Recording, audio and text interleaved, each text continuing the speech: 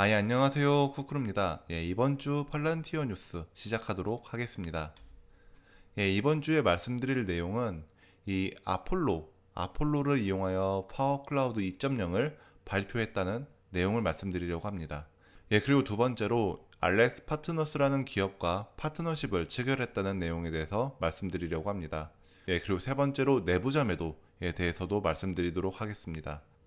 그리고 마지막으로 11월 9일 실적 발표 전에 고민에 대해서 한번 말씀드려 보도록 하겠습니다.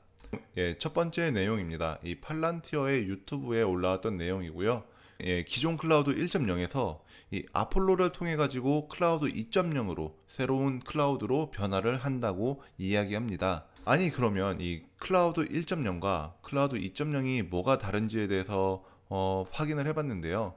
기존의 클라우드 1.0은 여러 가지 보안 환경에서 데이터를 보관하고 활용을 한다고 합니다.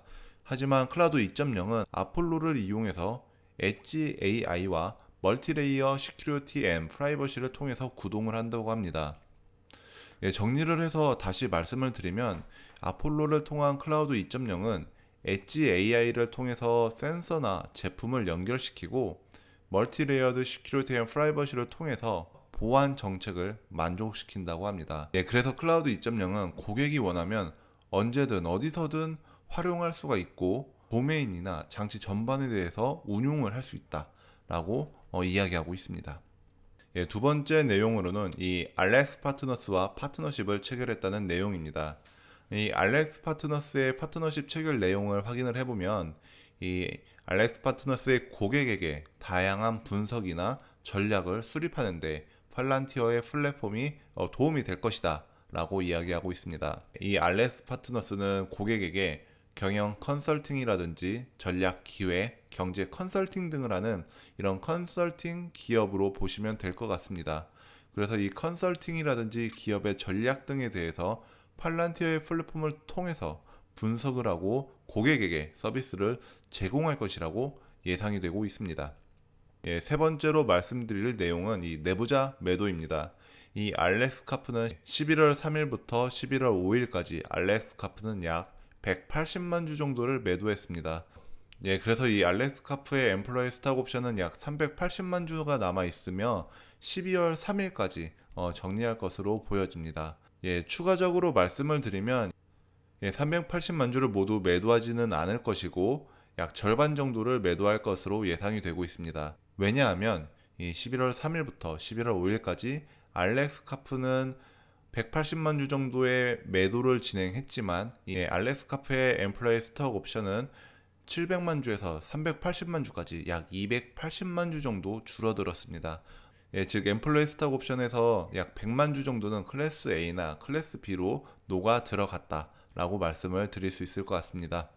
그리고 알렉스 카프가 아닌 이 다른 임원 스테판 앤드류도 11월 2일부터 11월 3일까지 약 15만 주 정도 매도를 했습니다. 개인적으로는 이해할 수 있는 수준의 매도라고 생각을 하고 있습니다. 그래서 이 내부자 매도 기간 동안 이 팔란티어와 나스닥, 러셀 2000의 주가 변동성을 비교해 봤을 때 확실히 내부자 매도로 인해서 팔란티어의 주가가 상승하지 못하는 모습을 확인할 수 있습니다. 그리고 제가 마지막으로 말씀드릴 내용은 이 11월 9일 실적 발표 전에 레딧에 올라온 이슈가 될 만한 내용과 개인적으로 생각하는 팔란티어가 갔으면 하는 이런 기업의 방향성에 대해서 한번 이야기해 보려고 합니다. 첫 번째로 이 실적 발표 전에 이 레딧에 이런 기사가 올라왔습니다. RBC 뱅크라는 기관에서 이러한 기사를 냈습니다. 이 팔란티어와 미국 정부와의 거래 내역 중에 오타가 있다. 이 오타는 이 164 밀리언 달러라고 적혀져 있는데 이게 실제적으로는 1.64 밀리언 달러다라는 그러한 기사 내용이었습니다. 그리고 이를 개선하면은 팔란티어의 3분기 실적이 떨어질 것이다 라고 이야기를 하고 있었죠. 그래서 FPDS에 직접 접속을 해서 팔란티어 검색을 했을 때 164 밀리언 달러에 대한 계약 내용은 이 내용뿐이 나오지 않습니다.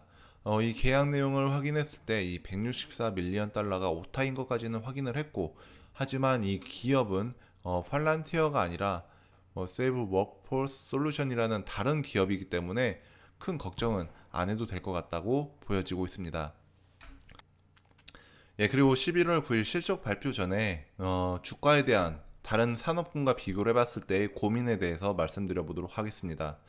저는 네 가지 정도 이 IT와 플랫폼 산업, 그리고 전기차 산업, 그리고 유사한 산업, 그리고 넥스트 컴퓨터 산업, 이렇게 네 가지 산업과 팔란티어의 주가 변동성을 확인해 봤습니다.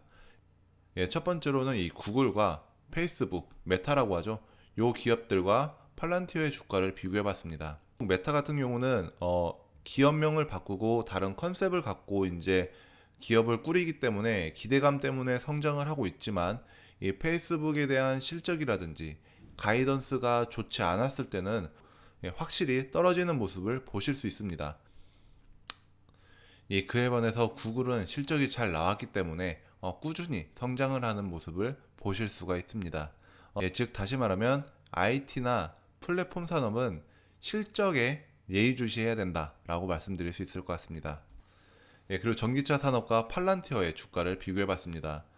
테슬라나 루시드 같은 경우는 이 친환경 그리고 전기차 산업의 기대감으로 인해서 굉장히 많이 상승하는 모습을 보일 수 있습니다. 그래서 팔란티어는 이런 전기차나 친환경 에너지 기업은 아니기 때문에 확실한 실적이 필요하다고 다시 한번 말씀드릴 수 있을 것 같습니다.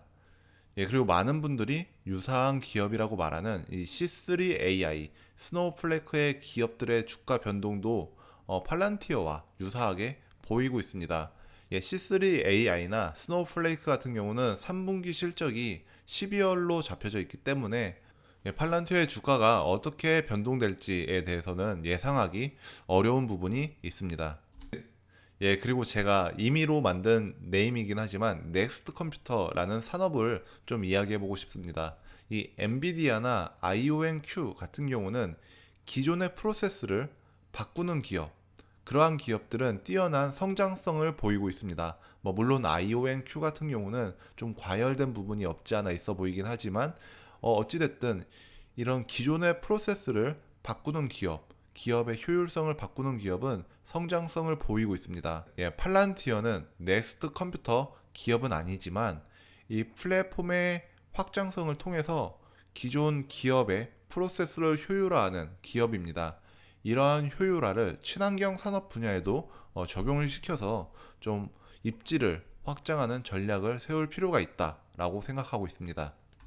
제가 말이 많았는데요. 정리를 해서 말씀을 드리면 이 IT와 플랫폼 기업들은 실적 기반으로 보여줘야 됩니다. 기업별로 각자 도생을 하고 있는 상황입니다. 그에 반해서 전기차, 친환경 기업은 지구의 1.5도가 올라가면은 지구는 멸망할 수 있다라는 그러한 이슈를 저희는 갖고 살고 있습니다.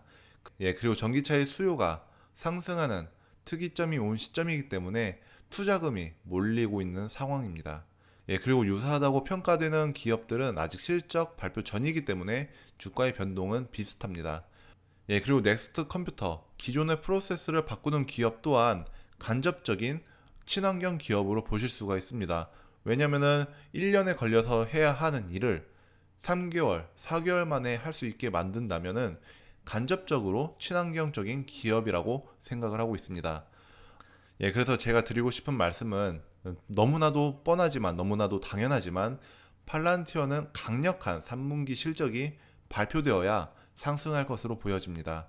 그리고 장기적으로는 이 플랫폼의 확장성을 통해서 친환경이라든지 여러 산업 분야에도 확장이 되어야 하고 프로세스를 효율화하는 기업으로 변모되어야 한다 생각하고 있습니다. 만약 실적이 잘 나오지 않는다면 조금 우려가 되는 부분이기도 합니다. 그래서 이번 주 팔란티어 영상 제가 생각하는 중요 포인트에 대해서 말씀드리도록 하겠습니다. 이렇게 미국이 불장인데 팔란티어가 상승을 못하는 이유는 개인적인 생각으로는 이 내부자 매도로 인해서 이 주주들보다는 이 알렉스 카프가 많은 혜택을 보고 있다라고 보여지고 있습니다. 그리고 팔란티어는 이 뛰어난 플랫폼 기업인 것은 맞습니다. 하지만 이 월가나 시장은 팔란티어의 플랫폼의 성능, 확장성이라든지 진보성, 이 보안성에 대해서는 아직 퀘스천 마크를 갖고 있다라고 생각되고 있습니다. 그리고 3분기 실적은 매우 강력해야 된다고 생각하고 있습니다. 미국장은 현재 친환경, 전기차, 에너지 산업의 상승이 두드러지고 있습니다. 작년 말에 비해 이 플랫폼 기업에 대한 관심이 좀 약세다, 조금 줄어들었다라고 보여질 수 있는 것 같은데요. 이 강력한 실적으로 팔란티어 자체의 입지를 표현해야 한다고 생각하고 있습니다. 그리고 팔란티어는 개인적으로 올해보다는 내년이 더욱더 기대가 되기도 합니다. 우선 이 내부자 매도가 12월 3일까지 마무리될 것으로 예상이 되고 있습니다. 그리고 플랫폼의 확장성이 배가 되지 않을까라고 생각하고 있습니다. 뭐 루머로 떠돌고 있는 국세청과 아니면 나토군과의 계약에 대한 루머들, 이런 것들이 내년에 팩트가 된다면 확실히 주가 상승에 도움이 되지 않을까 생각하고 있습니다. 하지만 내년 하반기쯤에 미국이 금리 인상을 하게 된다면 시장 전체적으로 둔화가 될 수도 있지 않을까라는 그런 걱정도 약간은 있습니다. 이번 주 팔란티어 영상이 유익했거나 재미있었다면 구독과 좋아요 부탁드리겠습니다. 출근해서 탈출하는 그날까지 크쿠루였습니다.